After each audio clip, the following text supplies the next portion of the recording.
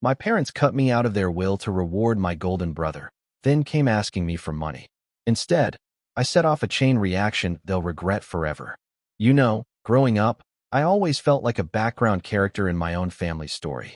While my younger sister, Sophia, was showered with endless praise and opportunity, I was out there alone, working multiple jobs just to claw my way through college. Then, after years of building my career, from absolutely nothing, my parents dropped a bombshell during dinner last month. They wanted me to loan them $25,000 for Sophia's extravagant wedding. The same parents who couldn't spare a single dime for my education. That was the moment everything changed. That was the moment I realized I wasn't just a background character anymore. I was about to write my own damn script. Growing up in suburban Dayton, Ohio, I always sensed something was off about my place in our family. My earliest memory of this feeling came on my 7th birthday. Mom and Dad gave me a practical set of school supplies. Just months earlier, they'd thrown Sophia an elaborate princess-themed party for her 5th, custom cake, bouncy castle, a mountain of gifts. I remember telling myself it was because I was older, more mature, that I didn't need all that kid stuff. Looking back, I was already making excuses for their behavior. Our modest 2-story home on Maple Street became the stage for countless examples of their favoritism. Sophia played soccer, and Dad never missed a game, camera in hand, documenting her every move. But when I made the debate team in 8th grade and advanced to the state championship, neither of them attended. Someone has to take Sophia to her dance recital, Mom explained the night before. I won first place, but I celebrated with my coach and teammates, not my family. By 15, I'd accepted that academic achievement was my path forward, even if it went largely unnoticed at home. I maintained a 4.0 GPA, often studying late into the night after my shift at the local grocery store. That part-time job was Dad's idea. It builds character, Mason, he'd said. Your sister isn't wired like you. She's more sensitive, more creative. But you've got a good head for responsibility. At the time, I took it as a compliment. Now, I recognize it as the beginning of a pattern, positioning Sophia as needing protection and support, while I was expected to fend for myself. Christmas mornings told the same story. Sophia would unwrap new phones, designer clothes, whatever topped her wish list. My gifts were invariably practical: a new backpack, winter boots, or once, a set of SAT prep books. The message was clear, if unspoken. Sophia deserved indulgence. I needed to focus on self-sufficiency. The inequality extended beyond material things. Sophia struggled with algebra. Dad hired a private tutor, no hesitation. I mentioned wanting to attend a summer engineering program that could strengthen my college applications. Mom sighed about finances. Maybe you could save up for it yourself. You're so good with money, Mason. Despite everything, I love my family. That's the complicated truth that made the hurt so much deeper.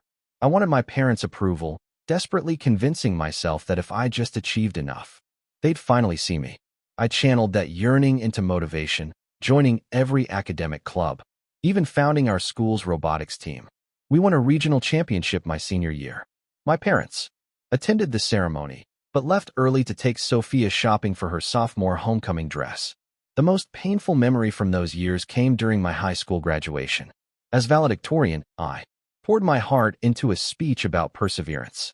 I got a standing ovation. But when I returned to my seat, glowing, I overheard Dad telling a neighboring parent, "That's my son up there, but you should see my daughter's paintings. She's the real creative genius in the family." That night, during our small family dinner, my parents spent most of the evening discussing Sophia's upcoming summer plans, not my accomplishments or college future. I sat quietly, picking at my food, my honor cords still on, invisible in plain sight. Still, I entered that summer with hope. College would be my fresh start, my chance to prove myself on my own terms. I'd been accepted to several excellent engineering programs with a partial scholarship. Surely now, with such tangible evidence of my potential, my parents would finally step up and show me the same support they'd always given Sophia. I couldn't have been more wrong. College acceptance letters arrived in a flurry that spring. I'd been strategic, focusing on strong engineering programs while being mindful of financial aid. The partial scholarship to Michigan Tech was the crown jewel, covering about 40% of my tuition. I couldn't wait to share the news. I chose a Sunday dinner in April to make my announcement, scholarship letter in hand. Mom made her special pot roast, and the mood was light. Perfect timing, I thought. I've made my decision, I said, trying to contain my excitement. I'm accepting the offer from Michigan Tech. They have an amazing computer science program, and I got that scholarship I was hoping for. Dad nodded. That's a good school. When do they need the first tuition payment? Early August, I replied. The scholarship covers about 40%, and I've saved almost $5,000 from my job. I was hoping we could talk about how to handle the rest. The silence that followed still echoes in my memory. Mom and Dad exchanged a look I couldn't quite interpret. Mason, Dad finally said, setting down his fork. We've always been straight with you. You know, we're not in a position to contribute much to your college. The floor seemed to drop beneath me, but I got the scholarship. I've been saving. I just need some help with the difference. You're smart and capable, Mom added, her voice gentle but firm. You'll figure it out. There are loans, work-study programs. This is part of becoming independent. What about the college fund? I asked, my voice distant to my own ears. You started one when I was born. You mentioned it when I was younger. Another exchange of glances.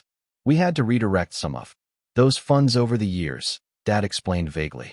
Family expenses. But don't worry, we'll make sure Sophia is covered when her time comes. She's not as independent as you are. The words hit like physical blows. Not as independent, code for, not as expendable. I see. I carefully folded the scholarship letter and placed it beside my plate. The rest of the meal passed in a blur. That summer became a crash course in financial reality. I researched student loans, filled out countless forms for grants, and increased my work hours to squeeze out every possible dollar before departure. While friends enjoyed their last carefree months before college, I worked double shifts, coming home exhausted, only to spend hours on scholarship applications. Meanwhile, Sophia was at an expensive summer arts camp, fully funded by our parents. I arrived at Michigan Tech that fall with determination hardened by disappointment.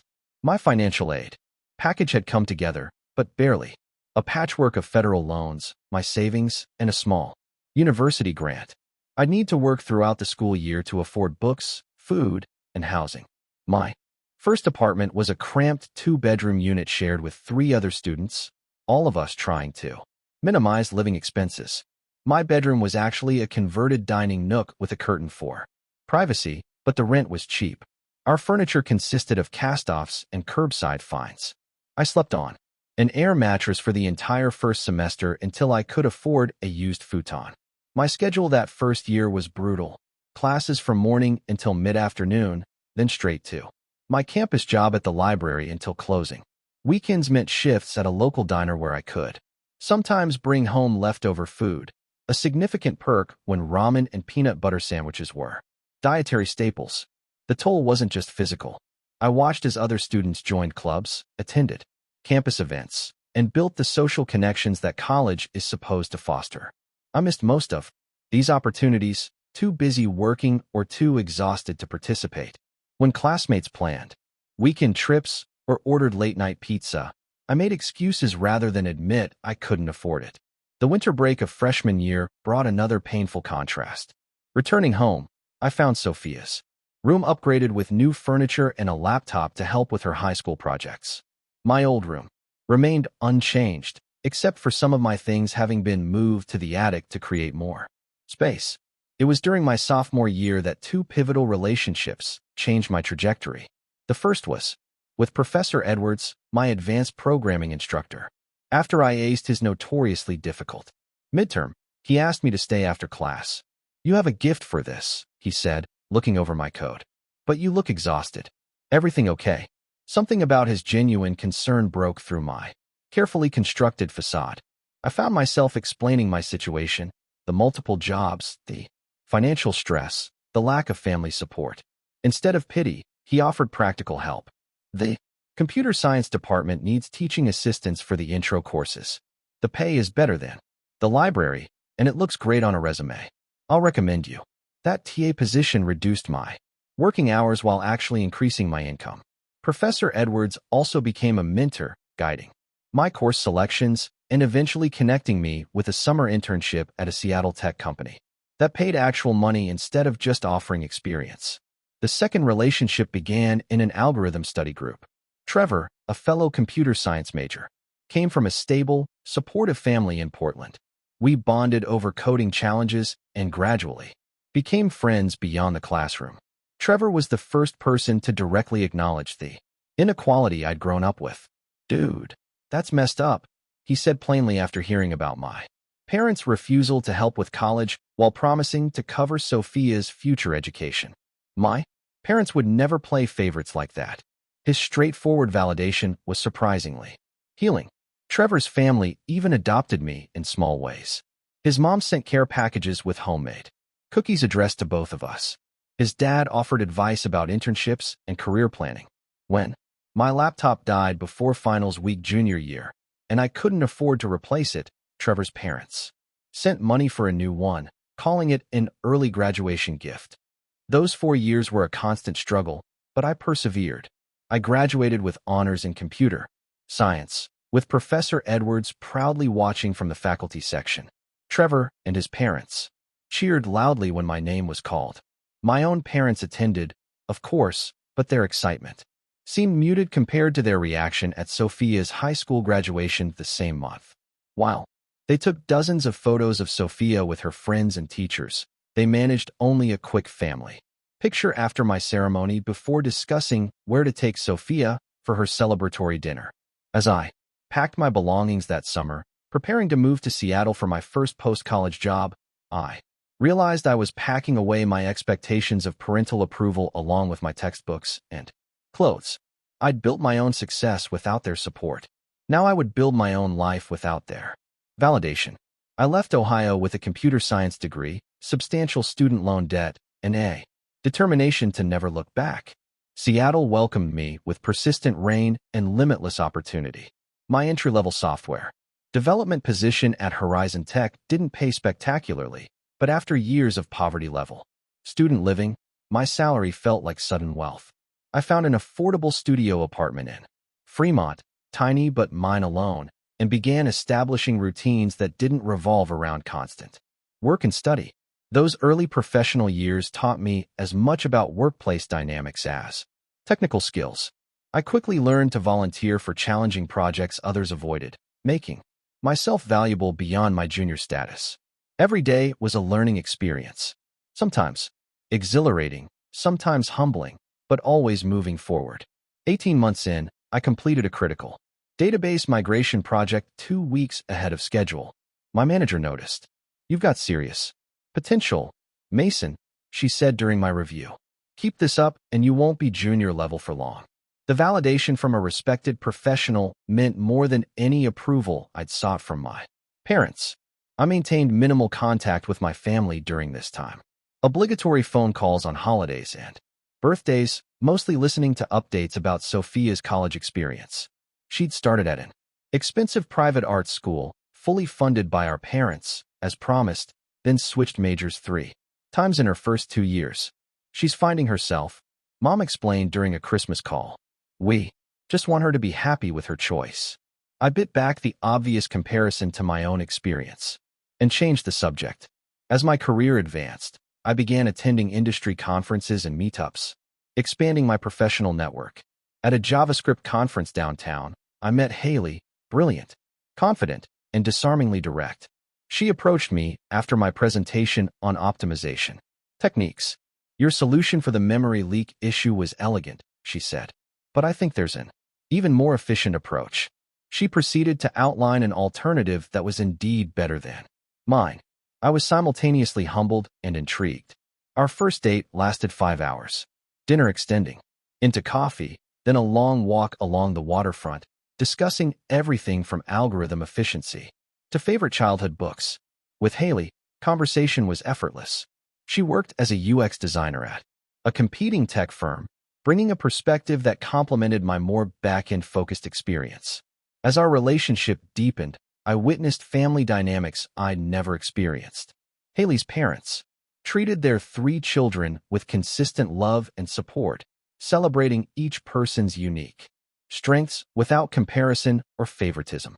The first time I joined them for a holiday dinner, her father made a toast that included something positive about each family member's year. The casual, genuine affection between them all was almost disorienting to witness. "Your parents are amazing," I told Haley afterward. "They're not perfect, but they try to be fair," she replied. Then, after I'd shared more about my own upbringing, "What happened to you wasn't fair, Mason.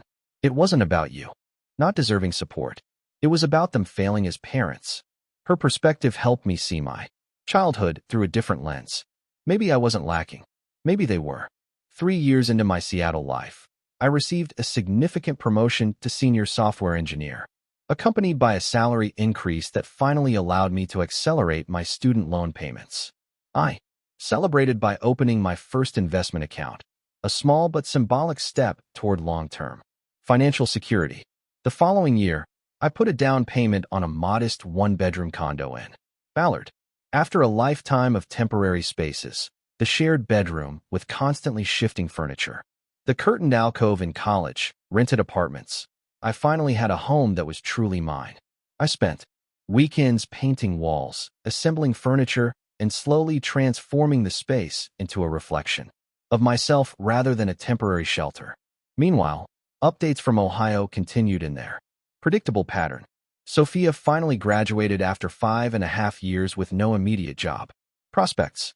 My parents bought her a new car as a graduation gift to help with her job search and subsidized her apartment in Cincinnati while she found her creative path. During one of my rare visits home, I noticed framed photos of Sophia throughout the house, documenting every life stage, from infancy through college graduation. My presence was limited to a single family portrait and one graduation photo tucked on a side table. I mentioned this observation to Trevor during our next phone call.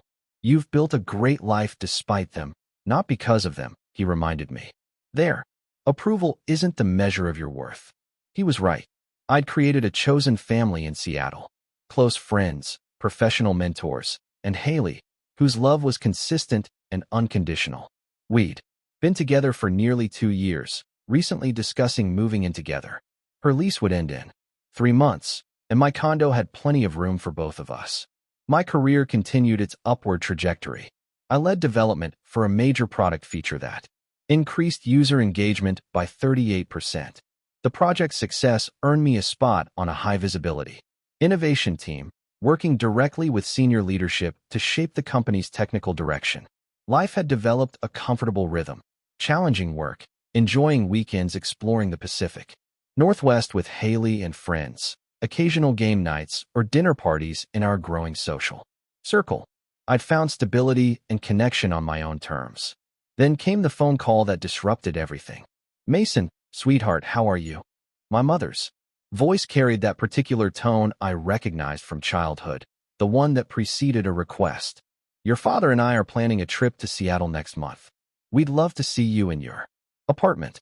Maybe meet this girlfriend we've been hearing about." My parents had never visited me in the 6 years I'd lived in Seattle. Something was definitely up. "That should work," I replied cautiously. "Let me know your dates." "Wonderful. Oh, and we have such exciting news. Sophia's engaged. Brandon proposed last weekend. They're planning the wedding for next summer. It's going to be quite the celebration." I hung up with a vague sense of unease. My parents never made special trips without an agenda. Whatever was coming, I sensed it would test the boundaries and self-worth I'd worked so hard to build. The restaurant I selected for dinner with my parents was a mid-range seafood place with a view of Puget Sound. Haley had offered to join us, but I decided to face this initial reunion alone. Mom spotted me first, waving enthusiastically as they wove between tables. She looked older than I remembered, the lines around her eyes deeper, her dyed blonde hair failing to completely cover the gray. Dad followed behind, his once broad shoulders slightly stooped, his smile stiff with what I recognized as his social discomfort. "Mason." Mom pulled me into a hug, her familiar perfume triggering a cascade of childhood memories. "Look at you, so handsome and professional." Dad offered a firm handshake. "Son, place looks expensive. Doing well for yourself, I see. The comment carried his typical undercurrent, part approval, part suggestion that I might be getting above myself. I let it slide. It's good to see you both. How was your flight? The initial conversation flowed through safe topics, their hotel accommodations, Seattle weather compared to Ohio, superficial updates about neighbors I barely remembered. Then, predictably, the focus shifted. Sophia is just over the moon. About the engagement, Mom gushed, pulling out her phone to show me photos. Brandon comes from such a good family. His father owns several car dealerships in the Cincinnati area. I nodded, examining the picture of my sister and her fiancé, both beaming, her left hand prominently displaying a sizable diamond. They look happy. They're perfect together, Dad agreed. Brandon's a bit traditional. Wanted to ask for my blessing before proposing. Good head on his shoulders. Our appetizers arrived, temporarily pausing the conversation. I noticed my parents exchanging glances. The same silent communication I remembered from childhood discussions about finances. My unease deepened. So, Mom continued after the server departed. The wedding plans are coming together beautifully. Sophia's found this gorgeous venue, Rosewood Manor. It's usually booked years in advance. They had a cancellation for next June. Sounds nice, I offered, waiting for the other shoe to drop. It's exceptional, she emphasized. Perfect garden for the ceremony, ballroom that can accommodate 200 guests, in-house catering with a renowned chef. Dad cleared his throat. It's also exceptionally expensive. And there it was. Brandon's parents are contributing, Mom added quickly. But they're also paying for the rehearsal dinner and honeymoon. And with the cost of everything these days, I set down my fork, my appetite suddenly gone. How much are you asking me for? They're momentary. Surprise at my directness quickly gave way to what appeared to be rehearsed responses. We wouldn't ask if it wasn't important, Dad said, leaning forward. Sophia deserves her dream wedding. We're talking about $25,000, just a loan until we can sell some investments. The amount hung in the air. Between us, $25,000. More than my entire college savings had been. More than the amount I'd worked. Multiple jobs to earn while studying, and they called it just a loan. Let me understand this, I said slowly. You couldn't help me with college. You told me family. Finances were tight. You made me work through school while covering Sophia's education completely. And now you want me to loan you $25,000 for her wedding. Mom's expression shifted to the wounded. Look, she'd perfected over years of family disagreements. That was different, Mason. You were always so capable, so independent, and you turned out wonderfully. Look at your success. Asterisk despite asterisk not. Because of, I muttered. What was that? Dad asked sharply. Nothing. I took a deep breath. Why? Not take out a bank loan or downsize the wedding plans. Dad's face hardened. Banks asked too many questions, and Sophia's had her heart set on this venue since she was a teenager. Family supports. Family. Mason, you're doing well for yourself. This is your chance to be there for your sister. The manipulation was so transparent, it was almost impressive. Frame my reluctance as failing my sister. Rather than questioning their favoritism, position their request as an opportunity for me to demonstrate family loyalty rather than another example of their unequal treatment. I need to think about it, I finally said, unable to formulate a more definitive response through the emotions churning inside me. Of course, Mom replied, patting my hand. But the venue needs the deposit soon. To hold the date. Maybe you could let us know by next week. The remainder of dinner passed in strained conversation. They declined my half-hearted offer to show them my condo, citing early travel plans for the following day. We parted with awkward hugs and their promise to call soon for my decision. I drove home in a daze, my mind replaying not just the dinner conversation, but a lifetime of similar moments. Requests framed as opportunities, guilt deployed as a tactical weapon. My needs consistently subordinated to Sophia's desires. Haley was waiting at my condo, curled up on the couch with a book. One look at my face told her. Everything. That bad? She asked, setting aside her reading. I collapsed beside her, emotionally exhausted. They want $25,000 for Sophia's wedding alone, I said, though I doubt I'd ever see that money again. Haley's expression shifted from concern to outrage. The same parents who made you work through college while paying for hers. Are they serious? Completely. They acted like it was the most natural request in the world, like I owe this to them somehow. You don't, she said firmly. You don't owe them anything, Mason. That night, sleep eluded me. I lay awake, Haley steady, breathing beside me, wrestling with conflicting emotions. There was anger, certainly, at the audacity of their request, at the lifetime of unequal treatment.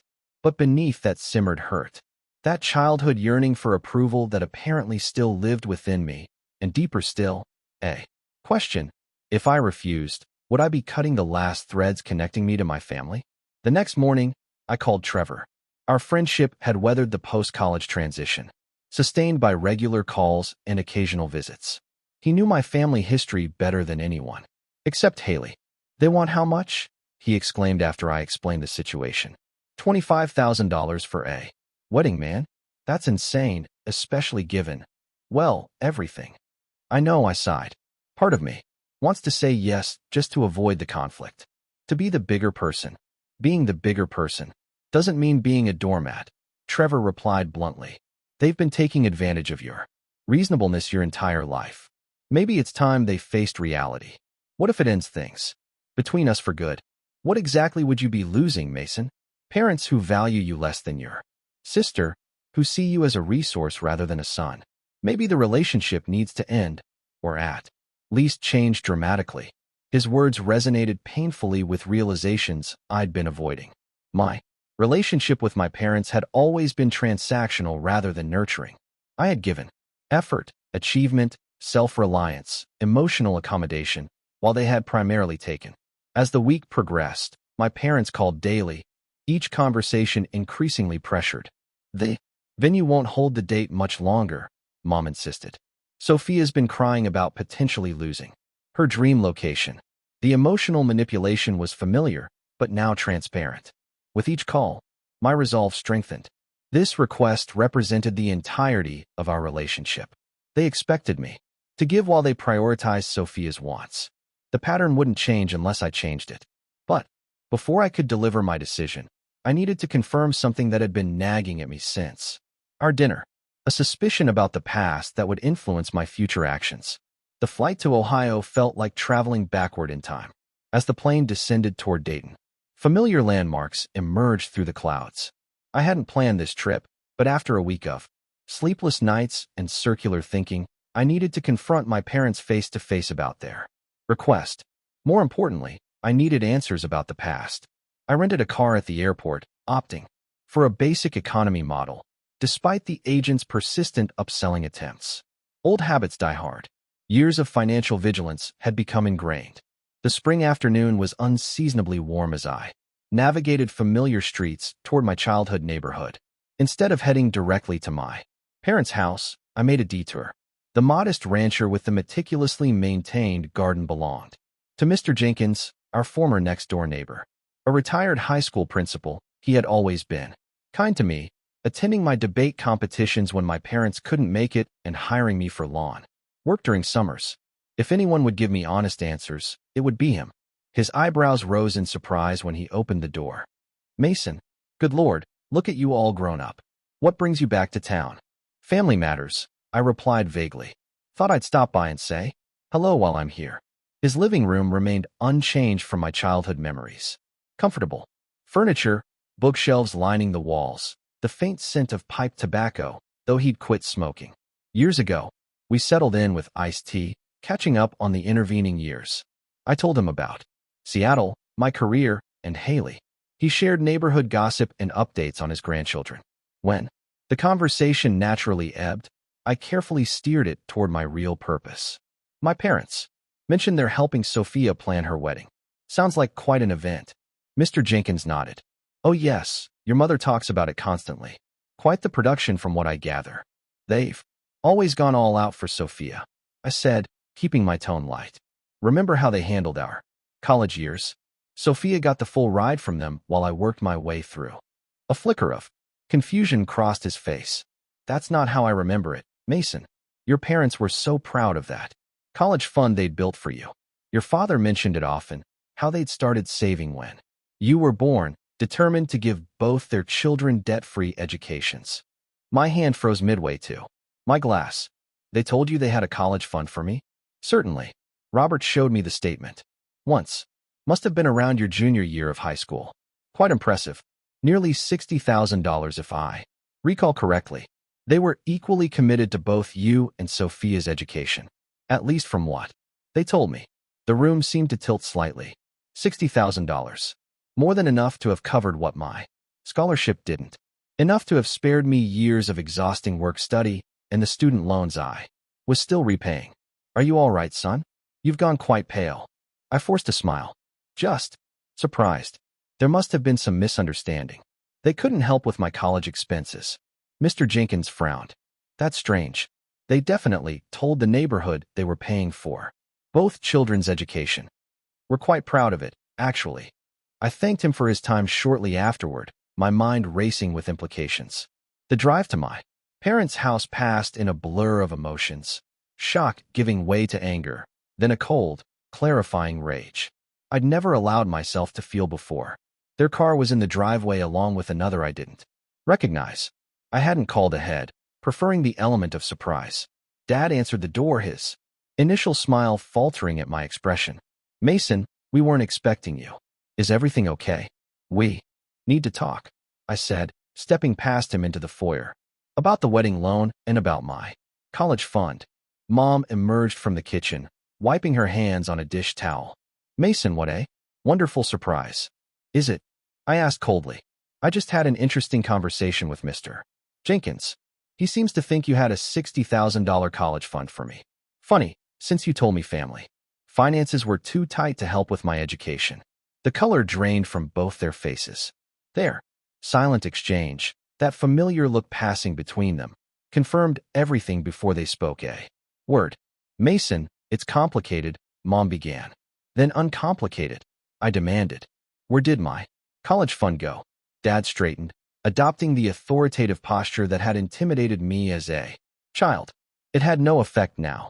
We made decisions as parents that we felt were best for the family. We don't owe you an explanation. You do if you want $25,000 from me. A new voice entered the conversation. What's going on? Sophia stood in the doorway to the living room, confusion on her face. Behind her, a tall man I assumed was Brandon watched uncomfortably. Perfect timing, I said. I was just asking Mom and Dad what happened to my college fund. The $60,000 they apparently saved. For my education, but never gave me. Sophia looked between our parents, clearly surprised. What is he talking about?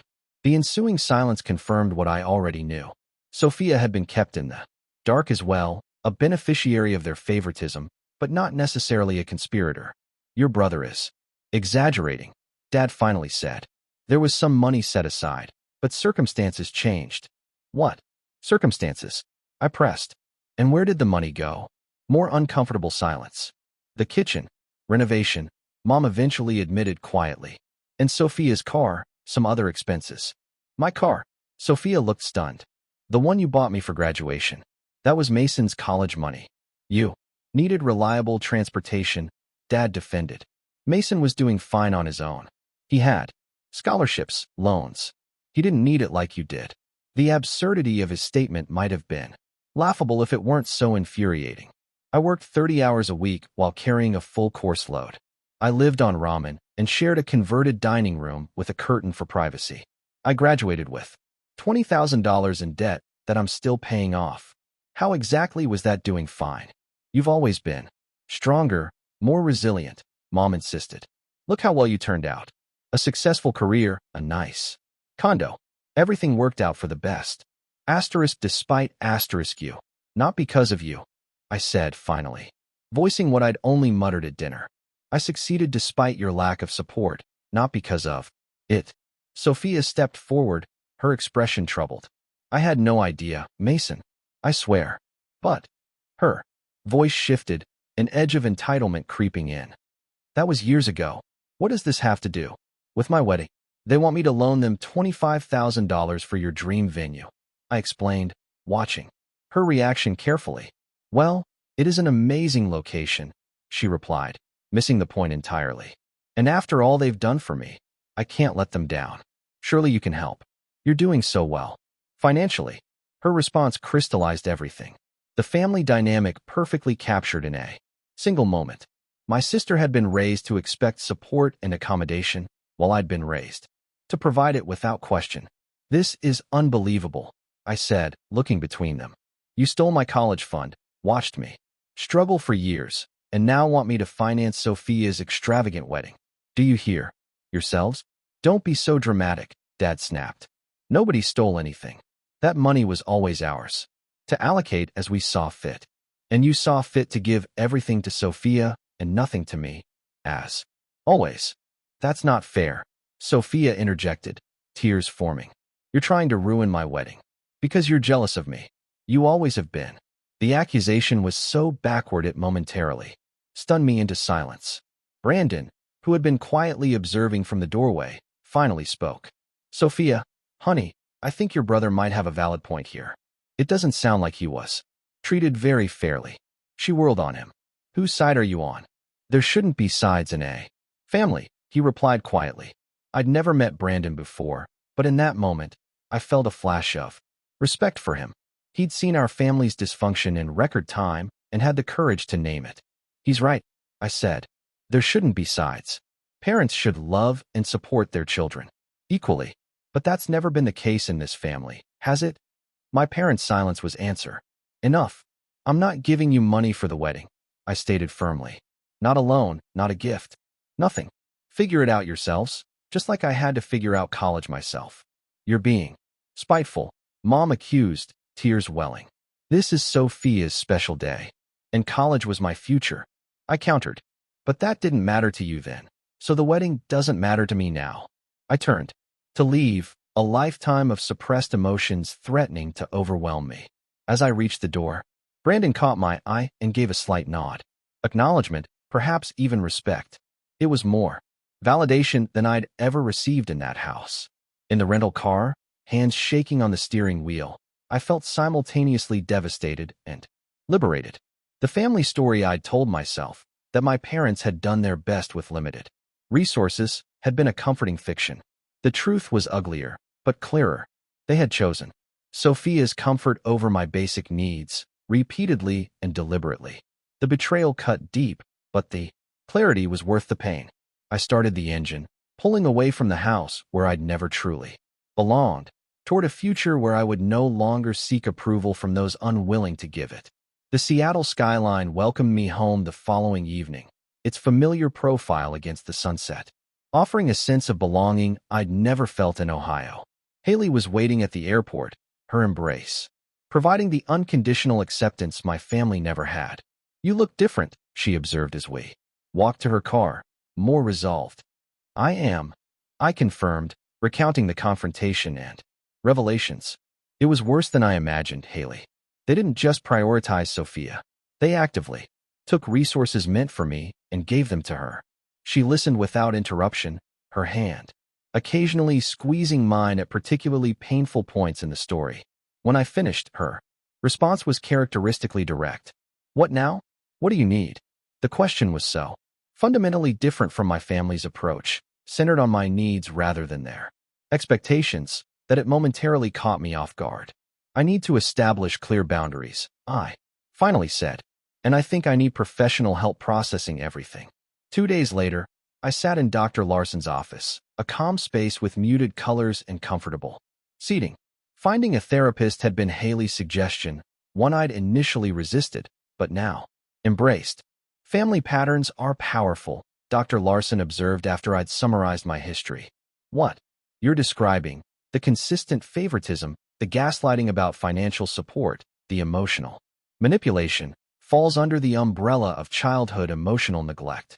It can have lasting effects on how you view yourself and your relationships. Over the following weeks, our sessions helped me understand how my upbringing had shaped me, my drive for achievement as a substitute for parental approval, my discomfort with receiving help, my tendency to downplay my needs. We also discussed strategies for establishing healthy boundaries with my family moving forward. Boundaries aren't about punishing others, Dr. Larson explained. They're about protecting yourself. You get to decide what relationship you want with your parents and sister, if any. Meanwhile, my parents' messages continued, alternating between guilt trips. Sophia cries herself to sleep over losing her venue, angry accusations, after everything we've done for you, and attempts at negotiation. What if we only asked for $15,000 instead? I let most go unanswered, buying time to clarify my thoughts and intentions. Haley and I spent a Saturday morning drafting an email together, something I could refer back to if my resolve wavered during future conversations. The process was cathartic, helping me articulate years of unspoken feelings. After multiple revisions and a final review with Dr. Larson, I sent it. Mom, Dad, and Sophia, I've taken time to reflect on our recent conversations and the broader patterns in our family. This email will outline my position clearly to avoid any misunderstandings. First, I will not be contributing financially to Sophia's wedding. This decision is final and not open to negotiation. My refusal isn't about punishing anyone. It's about acknowledging the reality of our family dynamic and declining to perpetuate it further. The revelation about my college fund being redirected to home renovations and Sophia's car confirmed what I've felt my entire life, that my needs and future were consistently deemed less important than Sophia's wants and comforts. This pattern has caused deep hurt that I'm only now beginning to fully process. Moving forward, I need to establish clear boundaries. 1. I will not discuss financial support for any family member. My resources are mine to allocate according to my priorities and values. 2. I will not participate in conversations where my experiences are minimized or dismissed. Phrases like, "You turned out fine anyway," or "You've always been stronger," are not acceptable responses to legitimate grievances. 3. I will only engage in family communication that is respectful and acknowledges past inequities rather than denying them. Despite everything, I do love you all. I'm open to building a healthier relationship, but only if it's based on honesty and mutual respect. This would require acknowledgement of the favoritism that defined my childhood and a genuine commitment to change moving forward. If you're unwilling or unable to respect these boundaries, I'll need to limit our contact for my own well-being. This isn't an ultimatum, but a necessity for my emotional health. I hope we can eventually find a way forward that respects everyone's dignity and worth. Mason. The response was swift and predictable. My phone exploded with notifications within hours. Voicemails from my mother crying about family loyalty, texts from my father demanding I stop this nonsense and be reasonable, and a lengthy email from Sophia accusing me of deliberately ruining her happiness out of jealousy. I read everything, but responded to nothing, following Dr. Larson's advice to give them time to process their initial reactions. They're experiencing the discomfort of having their narrative challenged, she explained. That's not your responsibility to manage. The family pressure campaign escalated. Distant relatives I barely knew began calling, obviously enlisted by my parents, to talk sense into me. An aunt I hadn't spoken to in years texted that I was breaking your mother's heart over money, while a cousin suggested I was making a big deal out of nothing. Parents always have favorites. I blocked the most aggressive contacts and crafted a simple, consistent response to others. This is a private matter between me and my immediate family. I appreciate your concern, but I've made my decision. Through it all, my support system proved invaluable. Trevor called regularly, offering both distraction and validation. Haley's unwavering presence reminded me daily that healthy, equal relationships were possible. My therapist helped me navigate the waves of guilt and doubt that occasionally threatened my resolve.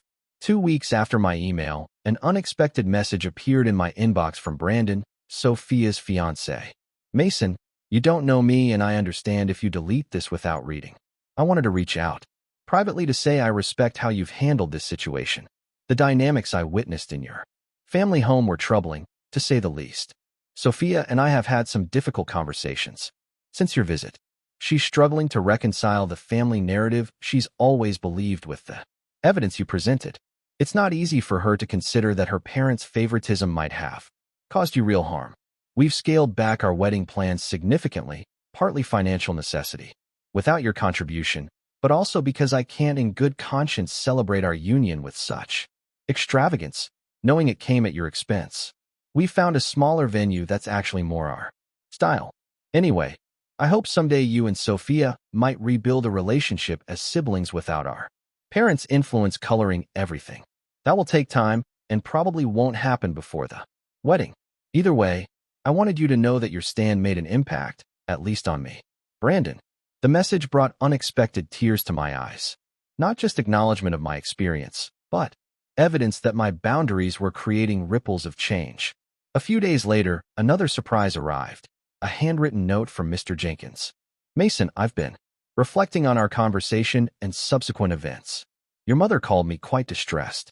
I want you to know I've always admired your determination and character. The way you've handled this difficult situation only confirms what I've always believed about you. Sometimes the strongest thing we can do is refuse to participate in stories others have written for us. You're writing your own story now, and from what I can see, it's a good one. Take care of yourself, Arthur Jenkins. As weeks passed, the intensity of family communication gradually subsided. My parents eventually sent a stiff email stating they were disappointed in my choice but would respect my decision, as close to acceptance as I was likely to get. Sophia remained silent. Meanwhile, life in Seattle continued. I threw myself into a challenging work project, earned another promotion, and began seriously discussing engagement with Haley. We'd been together nearly 3 years now, building a relationship based on mutual respect and support. Everything my family relationships had lacked. One evening, as we walked along Alki Beach, watching the sunset paint the skyline in dramatic oranges and pinks, I realized something profound.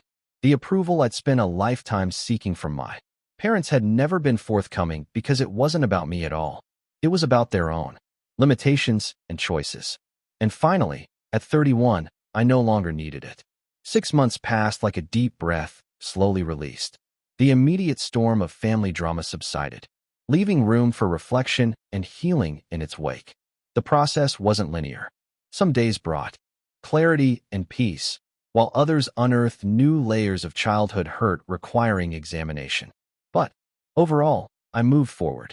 Dr. Larson helped me recognize that grief was an appropriate response to my situation. You're not just grieving the loss of your current relationship with your family, she explained during one session. You're grieving the relationship you never had, but always deserved. The supportive, equitable family that should have been your birthright. I channeled much of my emotional energy into physical activity, joining a rock-climbing gym where the focused concentration required left no room for rumination. The metaphor wasn't lost on me, learning to trust my own strength, finding new paths upward, occasionally falling, but always secured by proper supports. Haley remained my steadfast partner through it all. She knew when to offer comfort, when to provide distraction, and when to simply exist beside me in understanding silence. Her family continued to welcome me, including me in holiday celebrations and family vacations without expectation or condition. Their healthy dynamic served as both comfort and education. This is how family could be. My professional life flourished amid personal healing. The innovation team I joined delivered a breakthrough feature that significantly expanded our market share. My contributions earned recognition throughout the company, culminating in a director-level promotion that came with both increased responsibility and compensation. The validation of my capabilities by objective measures reinforced what therapy was teaching me. My worth existed independently of my parents' assessment. Trevor visited Seattle that spring, bringing his new fiancée to meet me and Haley. During a hike through Discovery Park, he asked about my family situation. Limited contact, I explained. They send occasional emails, surface-level updates, nothing deep. I respond similarly. It's civil but distant. And you're okay with that? He asked. I considered the question seriously. I'm at peace with it. I can't change them, but I can decide what kind of relationship works for me. This is it, at least for now. 4 months after my boundary-setting email, an unexpected message arrived from Sophia. Unlike our parents' communications, which remained perfunctory and devoid of introspection, hers suggested the beginning of awareness. Mason, I got married last weekend. It was a small ceremony at Brandon's parents' lake house. Nothing like the extravaganza I once imagined, but perfect in its own way. I found myself wishing you were there, which surprised me given everything that's happened. Brandon has helped me see some hard truths about our family. I've spent my life accepting mom and dad's narrative without question, that I needed more support, that you were naturally more independent, that everything was fair in its own way. It's uncomfortable realizing how much I benefited from their favoritism while you struggled. I'm not writing to apologize for them. They're responsible for their own actions and choices. But I am sorry for my role in perpetuating the dynamic, for accepting advantages at your expense without questioning, for the times I must have hurt you without even realizing it. I don't expect this to magically fix things between us. I just wanted you to know I'm beginning to understand. And if you're ever open to rebuilding our relationship as adults without our parents' influence coloring everything, I'd like to try. Take care, Sophia. I read the message several times, experiencing a complex mix of emotions, validation, cautious hope, lingering hurt. After careful consideration and discussion with Dr. Larson, I crafted a measured response. Sophia, thank you for your message and congratulations on your marriage. The lake house ceremony sounds lovely and meaningful. I appreciate your reflections on our family dynamics. Recognition is an important first step toward change. While I can't erase the past hurt, I'm open to the possibility of a different relationship moving forward with some essential conditions: respect for my established boundaries regarding our parents, acknowledgement of past inequities without minimization, space for my feelings without defensiveness, and understanding that trust will need to be rebuilt gradually. If these terms seem workable to you, perhaps we could start with occasional email exchanges to see where things lead. Wishing you and Brandon happiness in your new chapter. Mason. Her positive response opened a tentative channel of communication between us. Nothing close to the instant reconciliation portrayed in movies, but a fragile beginning built on more honest ground than we'd ever occupied before. Meanwhile, I reached a personal milestone I'd once thought impossible. After years of disciplined financial management, I made the final payment on my student loans. 14 years after starting college, but finally free of educational debt. The symbolic weight of this achievement felt significant, closing a chapter defined by my parents' failures and opening one characterized by my own success. With this financial burden lifted, I made another pivotal decision. On a weekend trip to the San Juan Islands, with sunset painting the horizon in dramatic purples and golds, I asked Haley to marry me. Her joyful acceptance marked the beginning of a family we would build together, one founded on equality, mutual support, and genuine love. My parents' response to our engagement announcement was characteristically reserved. A brief, congratulatory email, no mention of attending the wedding. I hadn't expected more, and found I needed less of their approval than I might have once imagined. Their validation had become irrelevant to my happiness. Life continued to unfold in meaningful ways. Haley and I purchased a larger condo with space for her home office and my growing collection of musical instruments, a hobby I'd recently rediscovered after abandoning it in college due to time constraints. We adopted a shelter dog named Cooper, who brought unexpected joy with his enthusiastic approach to everything, from morning walks to evening cuddles. My relationship with my parents evolved into something I could manage without sacrificing my well-being. I accepted that they might never fully acknowledge the inequity of their parenting or offer the apology I once craved. Their occasional messages remained superficial, and I responded in kind. Weather updates, basic career developments, nothing that invited deeper engagement. It wasn't the relationship I would have chosen, but it was one I could sustain without reopening old wounds. More surprising was the gradual development of my separate relationship with Sophia. Our email exchanges grew more frequent and substantive, eventually progressing to occasional video calls where we cautiously explored shared childhood memories from our different perspectives. She seemed genuinely committed to understanding my experience, even when that understanding reflected poorly on choices she'd benefited from. Brandon sometimes joined these calls, his outsider perspective often helping bridge communication gaps between us. Through therapy, supportive relationships, and deliberate reflection, I've extracted meaningful Lessons from my family experience. Self-worth isn't determined by parental validation. My value exists independently of my parents' ability to recognize it. Financial independence provides more than material security. It offers protection from manipulation and control. Chosen family can provide the acceptance and support biology sometimes fails to deliver. Breaking generational patterns requires courage and conscious choice. I'm committed to creating different dynamics in my own future family. Boundaries aren't selfish, they're necessary for healthy relationships. Saying no to exploitation isn't rejecting love, it's requiring respect. Forgiveness doesn't require forgetting or continued vulnerability. I can release anger without exposing myself to further harm. The most profound healing comes not from changing others, but from changing how I respond to them. Looking back at my journey from that overlooked child desperate for approval to the confident adult, capable of setting boundaries, I recognize that my parents' greatest gift may have been unintentional, the resilience I developed navigating their favoritism. That resilience has shaped my character, career, and capacity for authentic relationships.